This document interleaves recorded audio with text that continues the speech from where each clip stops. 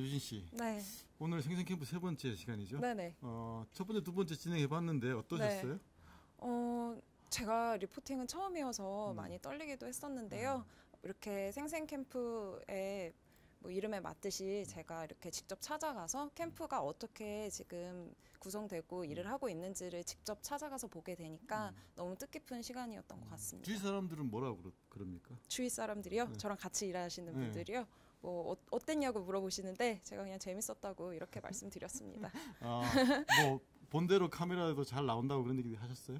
네, 뭐 어제 모니터링을 다 하신 것 같기는 한데요. 저희 어제 엄지척 유세단 찾아갔었거든요. 그래서 모든 분들이 이렇게 모니터링을 하시고 재밌었다고 말씀하셨습니다. 오늘은 네네. 아까도 잠깐 네. 선대위 전체 회의 문 후보님 모시고 했던 회의를 네. 공개를 좀 찍었었는데 네네. 오늘은 선대위를 찍을 예정입니다. 네네. 그러니까 선대위 아주 핵심적인 브레인을 갖고 계시는 세 분들을 모시고 네. 인터뷰를 할 예정인데 네네. 내용들을 많이 준비해 오셨어요? 제가 공부는 한 분씩 조금씩 하기는 했는데요. 많이 부족할 수 있어요. 그래도 많이 이해해 주셨으면 좋겠습니다. 이 선대위가 네. 그 밑에 뭐 위원회라든가 본부들이 많잖아요. 네네. 선대위는 제가 알기로는 네. 머리 헤드에는 해당되는 기관이다 이렇게 생각이 드는데 헤드에 해당되는 기관이면 굉장히 머리도 좋고 카리스마도 넘치는 분들이 계시지 않을까. 네. 네. 저희들이 아마 인터뷰할 때 네네. 조심해야 더 디테일하게 네네. 잘 질문해야 좋은 답을 얻어내지 않을까 싶습니다. 네, 오늘 공동선대위원장님 세 분을 모셨으니까요. 네. 이렇게 얘기를 한번 좀 해보는 게 좋지 않을까 알겠습니다. 생각합니다. 그러면 옆에 네. 세 분 나와 계시죠? 예, 한번 네. 계시고 저희가 그러면 권혜숙 위원장님부터 네네. 인터뷰를 한번 진행을 해보겠습니다. 네네. 자, 그리고 우리 저희 먼저 셋이 우리 권혜숙 위원장님 선대위원장님 네네. 인터뷰를 진행할 텐데 네. 좀 사전에 공부 좀 해오셨어요? 네. 유명한 여성 학자로 제가 그렇게 공부를 했고요. 교수님은 저도 여성이고 여성 인권이나 뭐 제가 젠더 스터디스를 전공을 했어요. 그래서 그런 부분에 대해서 관심이 좀 많았기 때문에 여성 학자라는 면에서 더 많은 부분이 이제 교수님께 끌렸죠. 그러면 네네. 네, 교수님 질문 한번 시작해 볼까요? 네네. 네네네. 자, 교수님 안녕하세요, 교수님. 해. 네네. 제가 이제 처음으로 궁금했던 거는 네. 문재인 후보님과 함께 하시게 된 네. 어떤 계기가 있었는지 그게 참 궁금했었습니다. 계기는 그냥 지난 4년이었던 것 같아요. 네네. 지난 4년 너무 사실은 괴로웠고 네. 이렇게 정권 교체가 정말로 저 개인의 삶에도 이렇게 절박한 그 욕망을 만들어낼지는 정말 몰랐는데 지난 4년 동안 점점 그런 게 축적이 됐었고 그래서 이번에 정권 교체 안 되면 못 살겠다라는 생각이 정말 컸고 이게 문재인 이제 후보님을 통해서 해야 된다라는 거는 사실 이게 뭐 총선 때부터 시작해서 더불어민주당 이제 만들어지고 당이 안정화되어지고 뭐 이런 모습도 이렇게 지켜보면서 네. 문재인 후보님을 한 번은 도와야 되겠다라는 생각을 했었습니다. 제가 궁금했던 게요. 네. 문 후보님은 여성 정책이나 뭐 여성 인권 네. 신장 이런 부분에 대해서 많은 관심이 있으신가요? 이건 개인적으로 되게 궁금했어가지고요. 관심이 있으시니까 그래서 페미니스트라고 선언하시지 않았을까요? 네. 그리고 여성학자로서 여성 인권에 대해서 이제 많은 고민하셨을 것 같아요. 네. 그래서 그 여성이 제 목소리를 내고 살 수 있으려면 그 정책이 바뀌어야 할까요? 아니면은 사람들의 인식이 먼저 바뀌어야 할까요? 뭐 거긴 너무 정답이 막 두 가지 다 돼야 된다는 얘기하지 않을까요? 네네. 그렇긴 한데 네. 이제 현재 우리 여성들이 직면하고 있는 아주 중요한 문제들, 특히 이제 여성 노동과 관련된 문제, 뭐 출산율 얘기 이런 얘기들이 많이 되고 있지 않습니까? 경력 단절 문제. 이게 이제 우리 사회의 공통의 문제라고 인식되기 시작한 게 사실은 그렇게 오래되지 않았어요. 오래되지 않았고, 근데 이런 문제들, 이제 이번에 육아 문제가 굉장히 이제 중요한 화두로 떠올랐고 유치원 문제를 중심으로 떠올랐는데. 이런 부분은 정말 국가가 개입하지 않으면 해결되지 않아요. 근데 국가의 개입도 이게 뭐 한두 가지 정책으로 해결되는 문제도 아니고 단기간에 노력으로 해결되는 문제가 정말 아니에요. 그러니까 스웨덴이 저출산과 그다음에 경제활동 참가율 여성의 이걸 높이는데 거의 20년을 투자를 하면서 결과를 보기 시작했거든요. 그러니까 저희는 사실은 사회의 이런 어떤 이 기존의 이 노동 문제나 이런 것들이 훨씬 더 어려운 면들이 있기 때문에 아주 장기적인 관점을 가지고 국가가 개입을 해야지만 조금만의 변화들이 이제 싹틀 수 있다라는 생각이 들고, 그런 면에서 보면 사실은 이제 인식이 먼저다라고 주장하기 이전에 이 정부와 그다음에 뭐 국회와 모든 곳이 책임을 지고 이렇게 정책 개선을 해나가는 것이 우선이다라고 얘기하고 싶습니다.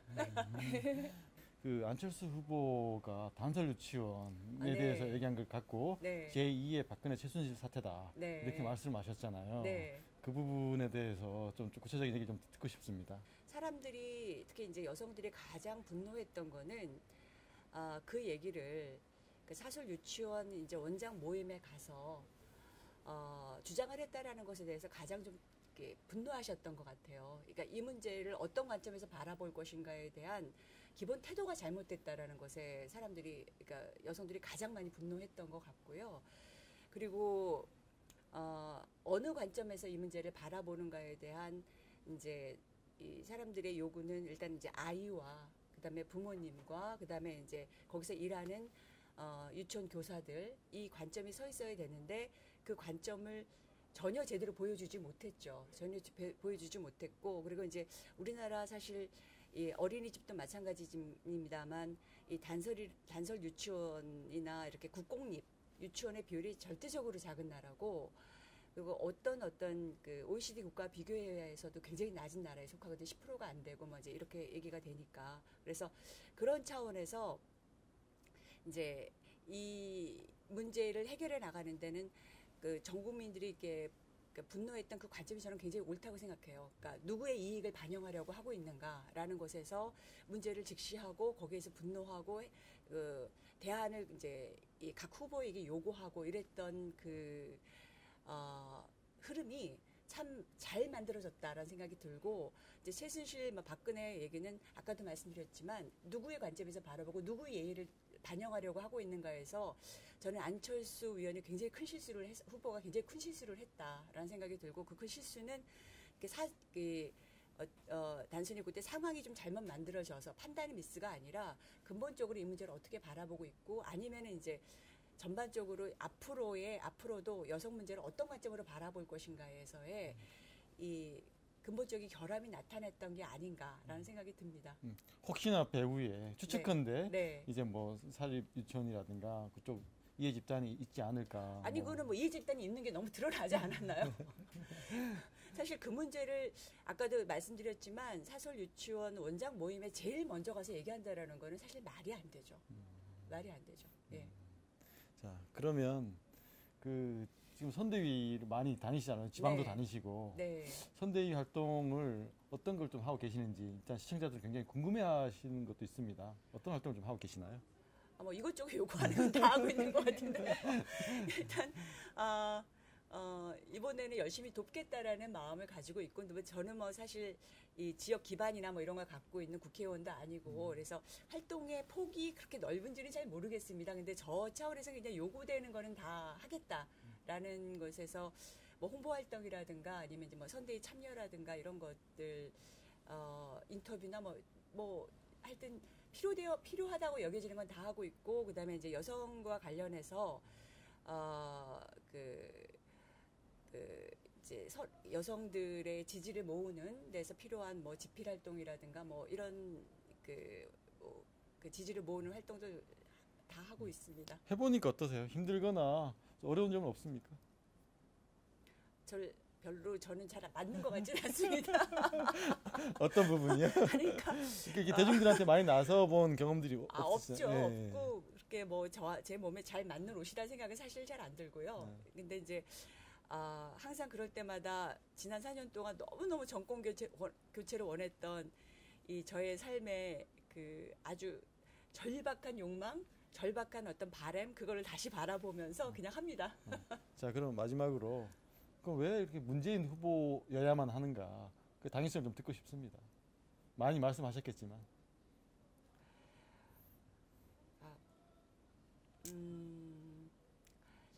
일단은 제 차원에서는 검증된 후보라는 게 제일 컸었고요. 그리고 이제 오랫동안 좀 신뢰가 축적되어 왔던 부분이고, 주적 관련해서 이제 저는 그 토론회에서 말씀하셨던 게 되게 저는 인상 깊었습니다. 그러니까 굉장히 막 휘둘리는 상황이었는데요. 막 공격이 집중되고 그러는 상황이었는데 대통령이 해서는 안 되는 것, 이런 것에 대한 원칙을 지키는 모습, 그런 모습도 일단은 공감이 굉장히 많이 갔었고 저희한테는 그런 부분이 이제 아주 중요하다는 생각이 들었고, 그다음에 또 한편에서는 이제 열린 귀가 있으신 분이다라는 생각이 들어서, 열린 귀가 저는 굉장히 이제 이 국정을 운영하고 이러는데 저는 중요한 부분이라는 생각이 이제 들었고요. 저로서는 이제 페미니스트, 그다음에 이제 광장의 여성의 목소리를 어떻게 대변할 수 있는가가 사실은 굉장히 중요한 부분입니다. 그런 부분에서 이 문재인 후보님이 아주 중요한 판단을 하셨죠. 그러니까 그 페미니스트라는 선언을 하셨다라는 거는 사실 쉬운 일은 아닙니다. 왜냐하면 저 같은 사람이 페미니즘에 대한 얘기를 해도 바로 막 안티가 막 굉장히 많이 달리고 그 이제 리플이 아주 안 좋은 방향에서 많이 올라옵니다. 그러니까 그리고 일반적으로 여성 학자들도 자기가 페미니스트라고 선언하는 게 여성 혐오에 직면할 수 있는 부분에서 쉽지 않은데, 저는 문재인 후보님이 그런 선언을 한 것에는 사실 아까도 말씀드렸지만 우리 사회에서 이 여성 문제가 굉장히 중요한 화두이고, 이 문제를 해결하지 않으면 우리 사회 행복이 찾아지지 않고 사회의 중요한 어떤 뭐 고령화라든가 저출산 이런 여러 가지 문제를 해결할 수 없다라는 이 절박한 판단이 전 들어왔다는 생각이 들고요. 그런 의미에서 왜 문재인이 하는가라는 부분에 대한 저의 지지가 아주 옳았다라는 생각을 하고 있습니다. 이다혜 위원장님은 지금 최연소 선대위원장님이신데 어떻게 지금 캠프에 같이 결합하게 되셨는지 굉장히 궁금합니다. 사실 저도 여기 있는 게 아직까지 신기한데요. 어느 날 연락이 왔어요. 한번 보자고. 그래서 인재영입 관리하시는 분이 한번 만나자고 하셔서 저는 솔직하게 말씀을 드렸어요. 제가 바둑계에서 바둑계에서 나름대로 인지도가 있겠지만 사회에 나왔을 때 우리가 흔히 알고 있는 그분들보다는 내가 더 유명하지 않은 거는 사실이다. 그런데 왜 하필 저였냐라고 말씀을 드렸어요. 그런데 제가 좀 놀란 건 제가 살아온 길을 다 이제 알고 계시더라고요. 그래서 제가 뭐 어떤 일을 하고 살았는지, 어떤 생각을 하는지, 이제 그런 부분들이 저는 솔직히 화려하지 않은 일들을 많이 해왔거든요. 예를 들면 매주 주말마다 이제 군부대에 가서 바둑을 보급하거나, 다문화 가정 아이들에게 바둑 알려주거나, 뭐 대학생들에게 바둑 알려주거나, 사실 이런 것들이 돈은 되지 않고 조금 힘들고 알려지지 않은 이런 일들을 해왔는데 그런 부분들을 좀 좋게 보셨대요. 그리고 또 제가 남들이 하지 않는 새로운 길을 개척하는 걸 좀 좋아해서 몸은 좀 힘들지만 보람은 있는 일을 많이 해왔어요. 예를 들면 뭐 젊은 층들을 위한 바둑 센터를 오픈하고, 또 아이들에게 코딩과 바둑을 같이 결합한 스타트업 대표를 맡고 있거든요. 그래서 이런 도전 정신과 실천하는 모습이 좋아 보였다고. 그래서 저는 사실 좀 부담되는 게 제가 과연 이 캠프에 들어와서 제가 역할 다 할 수 있을까라는 고민을 많이 했는데 사실 청년의 목소리를 대변한 사람이 필요하잖아요. 일단 저는 유명한 분들과는 조금 다르게 그래도 고생을 조금 많이 한 편이고, 그리고 그들이 하는 고민을 제가 했었기 때문에 지금은 제가 청년 세대들을 대변할 수 있지 않을까라는 자신감이 조금은 생겼습니다. 아까도 제가 질문을 드렸었는데 이 선대위 활동 하시는 거 어떻습니까? 지금 뭐 전국도 다니고 연설도 하시는데 어떠세요? 일단 저는 정말 대단한 분들과 회의를 함께 하고 있어요. 우리 이해찬 전 총리님도 계시고 추미애 당대표님 계시는데 이제 그런 분들과 회의할 때 제가 말을 하면 참 잘 들어주시거든요. 또 새로운 대한민국 위원회라는 이제 거기 계신 분들은 각 분야의 전문가들이세요. 뭐 보통 교수님들이 많으신데 그때 제가 청년의 목소리를 대변해서 이런저런 의견을 발언하기도 하고 하는데요. 특히 최근에 가장 인상 깊었던 거는 제가 이제 유세를 가고 있는데 보통은 전 사람 없는 곳에 유세를 많이 했어요. 근데 저번 주 일요일에 신촌 유세를 갔는데 굉장히 유명했었죠. 네. 깜짝 놀랐어요. 너무 많은 분들이 모여 계신 거예요. 근데 제가 태어나서 처음으로 그렇게 많은 분들 앞에서 말을 해봤는데 떨리기도 했지만 그때 사실 대본을 준비해 갔었는데 올라가기 바로 직전에 대본을 읽으면 안 된다고 하셔가지고 제가 그게 발언을 한 게 대본에 없는 말들이었거든요. 그냥 제가 평소 생각해왔던 그런 말들 하다 보니까 눈물이 났는데 저는 아직도 이렇게 세월호 사건 생각하면 눈물이 나요. 저뿐만 아니라 모든 국민이 그러실 생각하거든요. 그래서 저는 이렇게 생각해. 정치는 잘 모르지만 청년 세대들이 정치에 관심을 가져야만 나라가 더 올바른 방향으로 갈 수 있지 않을까 그렇게 생각합니다. 그때 저도 그 신촌 현장에서 그 눈물의 연설을 들었습니다. 그때 문 후보님에 대한 얘기를 하실 때 목소리를 잘 들어준다. 그 자리에서 뭐 많은 말씀하시기보다는 그게 또 임팩트가 깊었고 두 번째 부분은 세월호 얘기를 하시면서 눈물 흘리셨어요.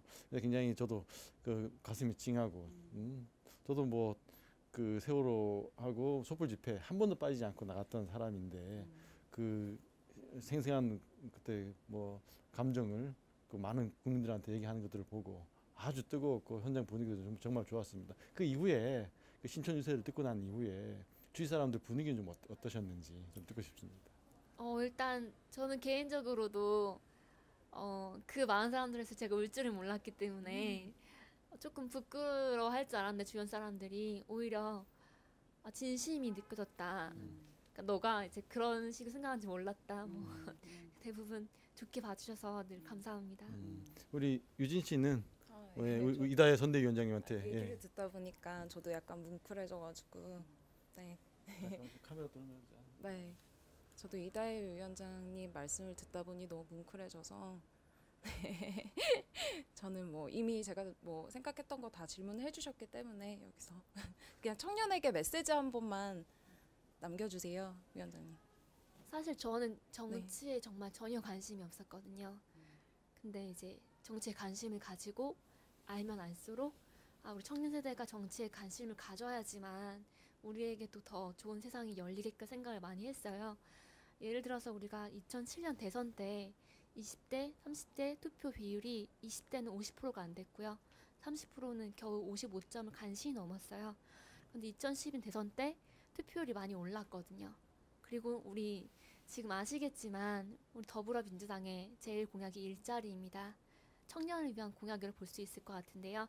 우리가 관심을 많이 가지고 투표를 해야지만 우리 청년 세대를 위한 공약도 많이 나올 수 있고 또 나라도 더 발전할 수 있다고 생각합니다. 이번에 사전투표 오늘까지 되는데요. 나는 이번에 꼭 투표를 하겠다라고 말한 청년층의 비율이 80%를 넘었습니다.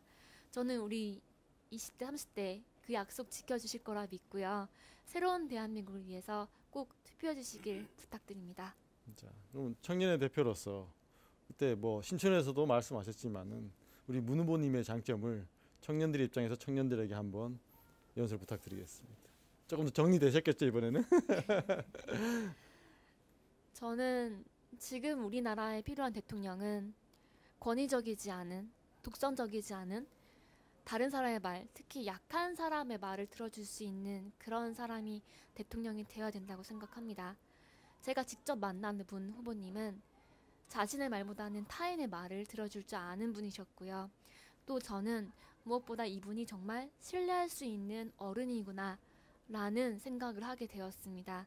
이분이 말씀을 달변가가 아닌 건 저도 알고는 있었지만 한마디 한마디 진실이 담기지 않은 말이 없었어요. 자신이 지킬 수 있는 말만 하려는 그 자세에서 정말 이런 분이 대통령이 된다면 신뢰할 수 있는 대통령, 정말 자랑스러운 대통령이 될 수 있겠다는 생각이 들었습니다.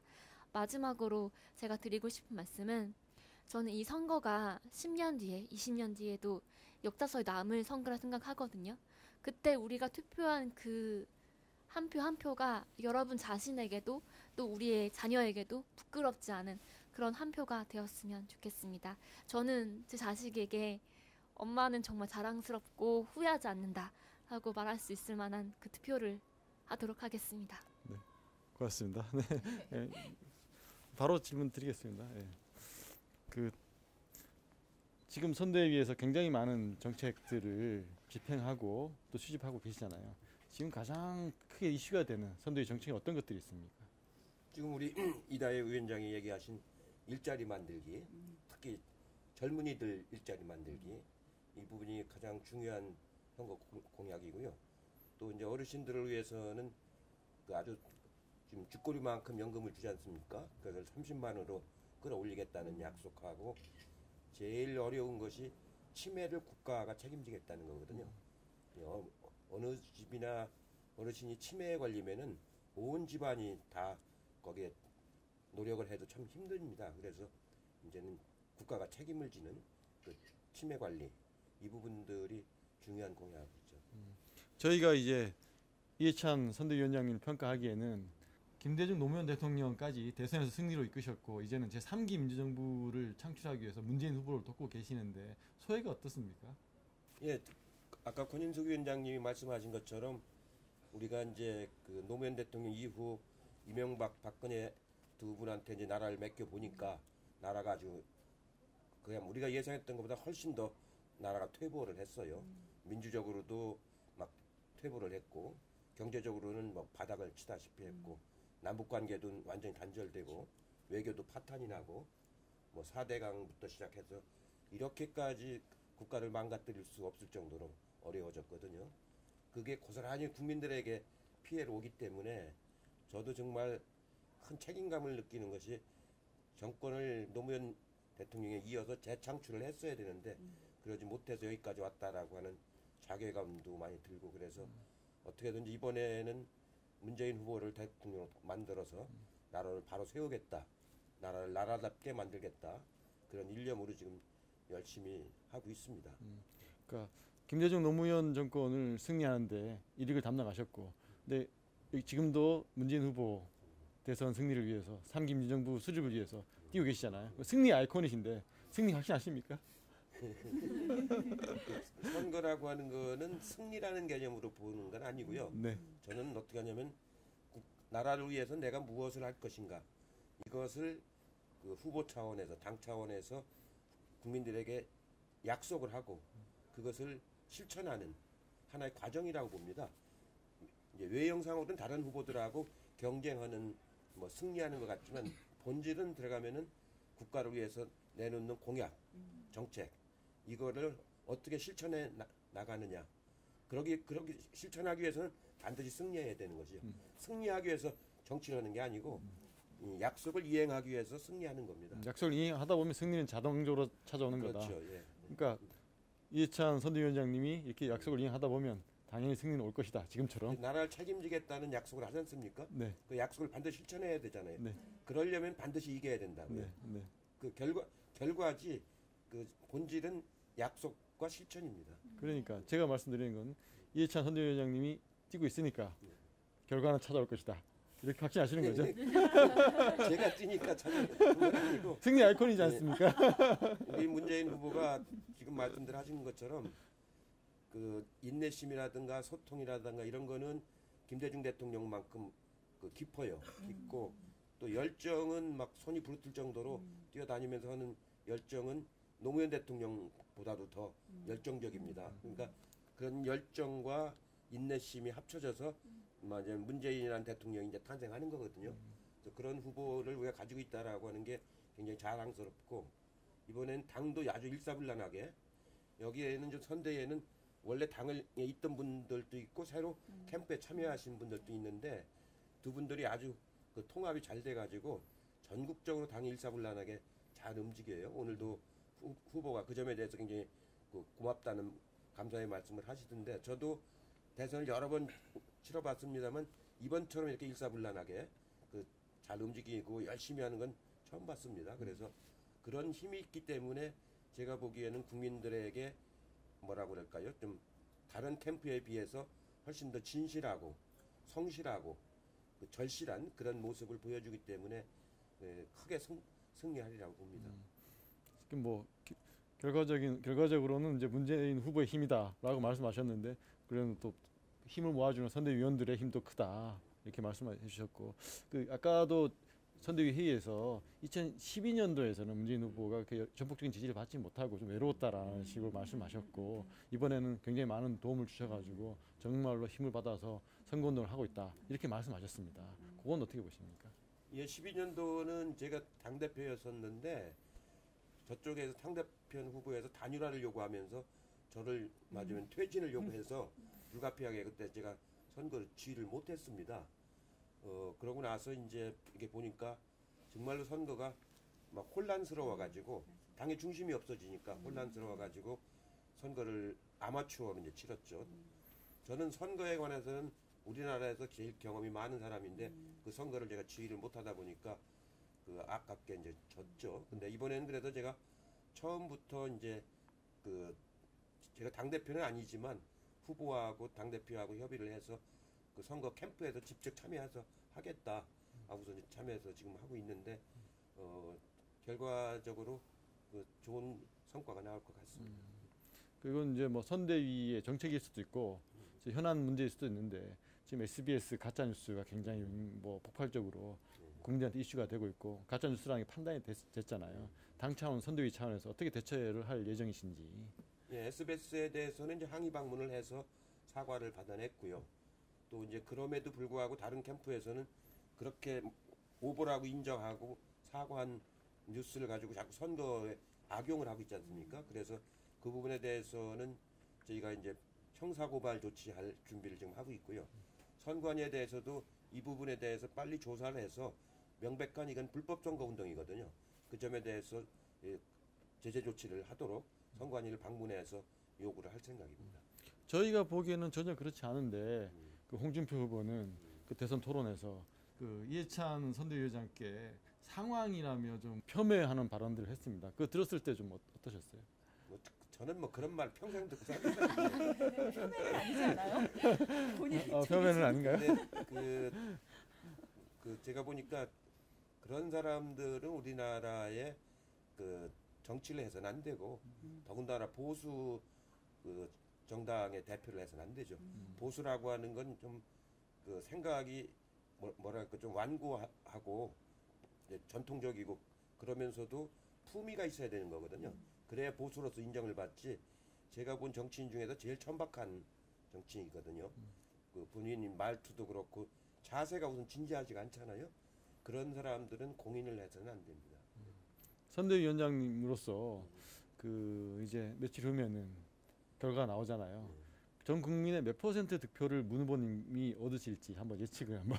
그거는 여기가 미하리가 아니고 여의도 네. 어느 정도 얻어야지 안정적인 득표를 갖고 이후에 국정을 운영하실 우리의 수 있는. 네.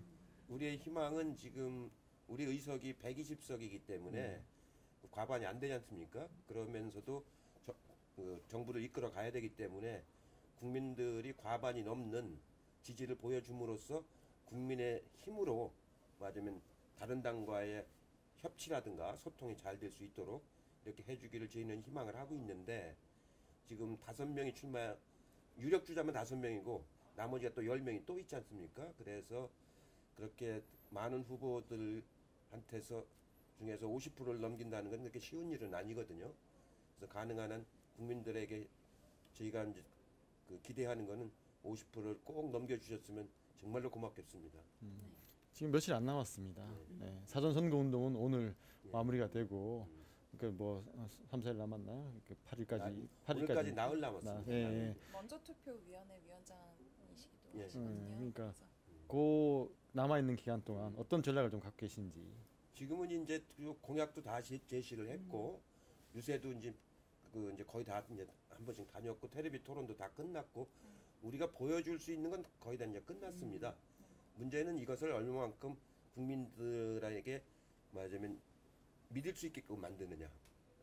그건 이제 그게 남아 있는데 그다음에 이제 이렇게 이제 깜깜이 선거로 들어가면은 막 흑색선전이 난무하고 가짜 뉴스들이 막 횡행을 합니다.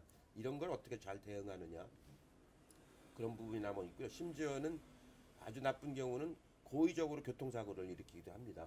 옛날에 김대중 대통령은 대선 때 트럭이 와서 들이받아가지고 돌아가실 뻔했었죠. 그런 일까지도 이제 아주 나쁜 경우는 발생을 하기 때문에 그런 것도 이제 좀 조심해서 하고 이렇게 해서 이번 선거가 이제 앞으로 나흘 남았는데 지금부터는 한눈 안 팔고 아주 최선을 맞으면 실신한다, 탈진한다. 응?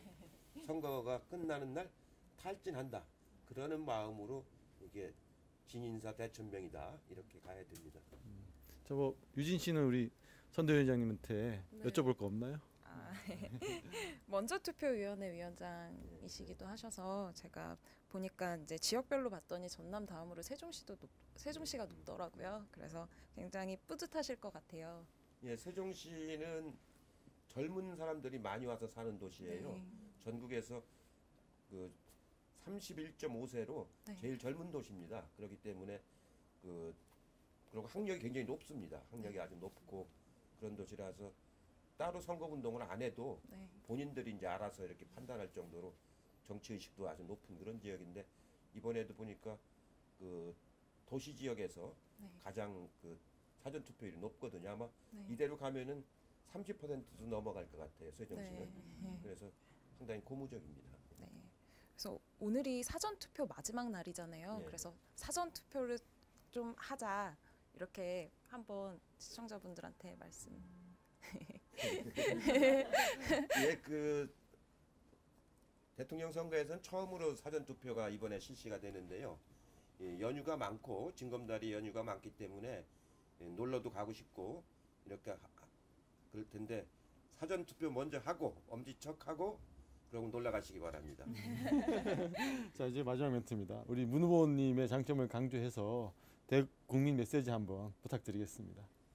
예, 문영호 후보님은 저하고 30년 동안 오랜 그 동지입니다.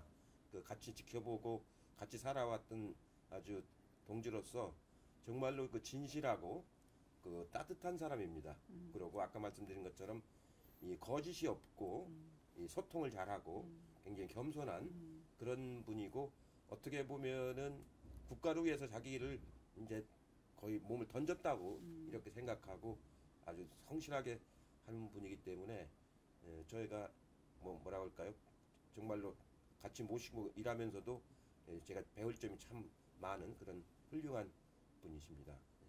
우리 세부 선대위원장님 네네. 말씀을 들었는데 네네. 가장 어린 선대위원장님부터 가장 연륜이 많은 선대위원장님, 그다음에 전문적인 지식을 갖고 계시는 네. 우리 여성 부분에서 1인자이신 네. 권인숙 위원장님까지 얘기를 들어봤는데 좀 어떠셨어요? 저는 세 분의 얘기를 이렇게 한꺼번에 들을 수 있다는 게 굉장히 좋았습니다.